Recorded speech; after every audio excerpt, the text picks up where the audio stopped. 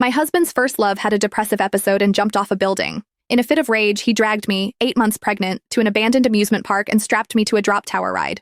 His men stood by, their faces blank as they bound my wrists and ankles to the cold metal seat.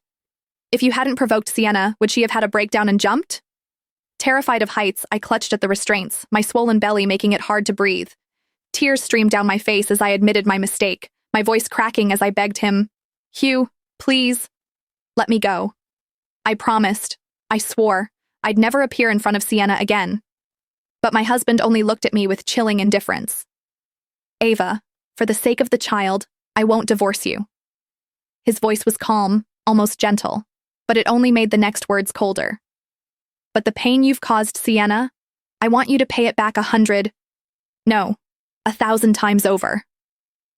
Hugh ordered the ride to be set to run nonstop for an hour, then turned and walked away without a backward glance. The machinery groaned to life, the seat jerking beneath me as the tower rose higher and higher. I fought against the restraints, screaming until my throat felt raw. Every time the ride plunged, my stomach flipped, the terror so intense I thought I might lose consciousness. Then, on one brutal drop, pain ripped through my body, sharp, hot, and unstoppable. A rush of fluid gushed between my legs, soaking my dress and the seat beneath me. The next day, Hugh finally remembered that I was still there. "Ava, Sienna is fine now," he said, his voice devoid of concern. "As long as you apologize to her, I'll let you down." What he didn't know, what none of them knew, was that the platform had already been drenched in blood for hours. My baby had been torn from my body somewhere between the sky and the earth, reduced to nothing but mangled flesh and silence.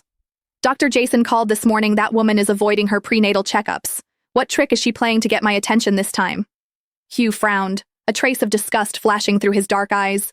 Beside him, Mason, the family butler, turned pale, his voice trembling as he spoke. "Sir, Madam still hasn't been taken down, and she's terribly afraid of heights. She won't even step onto the second-floor balcony. Now that she's in her late pregnancy, could something have happened?"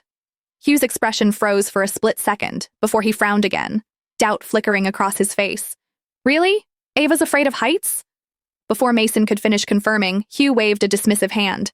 "It's just a drop tower. It's not like she's actually jumping off a building. Let her be scared. It might teach her a lesson so she won't bully Sienna again." Mason lowered his head and dared not say another word.